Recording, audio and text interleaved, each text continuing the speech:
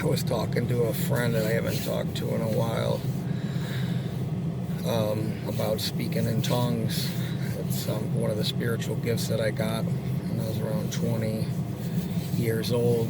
And I was just telling him, like, I've heard every crazy thing about speaking in tongues, from like that the spiritual gifts don't exist anymore, or the Holy Spirit doesn't work on the earth anymore. I've heard everything from speaking in tongues is demonic. And don't get me wrong, there's people that, in order for there to be a counterfeit, there has to be a real thing, to do it.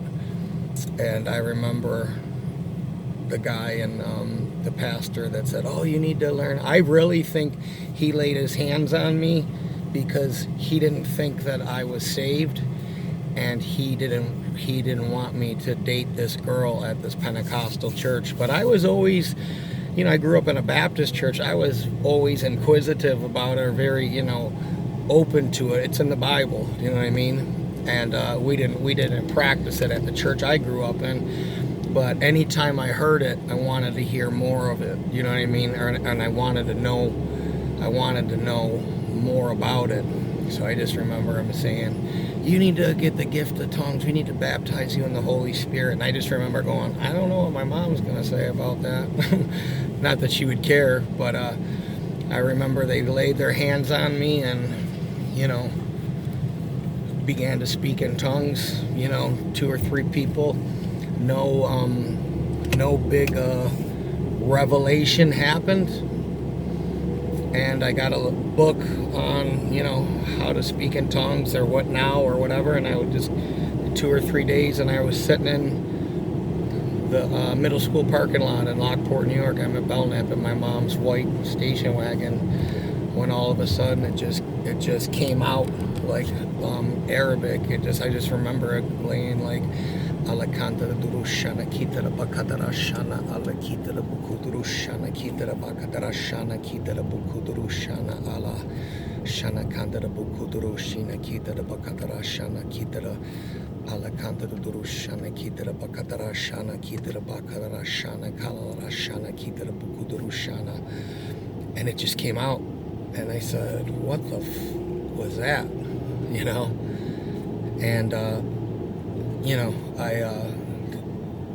just started doing it more and more and more and more, and I've been doing it for 20 years. And I remember when I lived in San Francisco, I started questioning whether God was real, because I was having a really good time doing drugs and all that stuff that goes along with it. And I just remember looking at the Golden Gate Bridge. I said, "Yeah, maybe I am a fool, man. Maybe there isn't a God." And and I just said, this could all just, and then the Holy Spirit just said, "Well, if there wasn't a God, you wouldn't be able to speak in tongues, dummy." And I was like, "Yeah, that's right." And I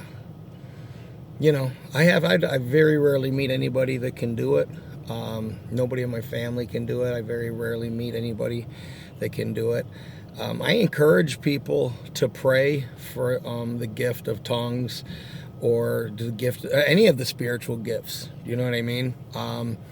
I think that the spiritual gifts, it's like superpowers. They give you, it's a language that the devil doesn't understand, And, I just remember when God really started talking to me, I couldn't believe that God was talking to me and telling me stuff. Because I used to laugh at people when they'd go, "Oh, God told me this, that, and the other thing." And I just remember God started speaking to me, and I just go like, "What is this really? Is this really God talking? Is he really talking? He can't be talking to me." You know what I mean? It was like I went back and forth. And I remember just some of the stuff he would say to me, like, "Don't do this, don't move to California." I'm trying to remember the last thing. He told me. I can't think about it off the top of my head. But no, the spiritual gifts are alive and they're real. And, it was probably one of the best things in my walk that happened to me. I've had people, I pray in tongues so much that sometimes I forget that I'm doing it.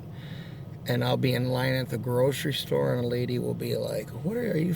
Are you Muslim, or were you in the armed forces or something?" I'll be like, "Why? What do you? I have my headphones on. I'm like, "Why? What do you mean?"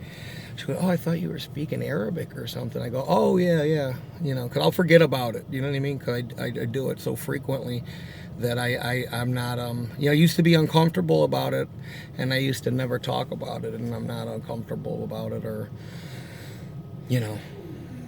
The least bit concerned about what people think, about it or whatever. You know what I mean? It's in the Bible, so there's that. But no, it just came up today, and I just don't, you just don't hear about it a lot anymore unless it's like some BS Benny Hinn,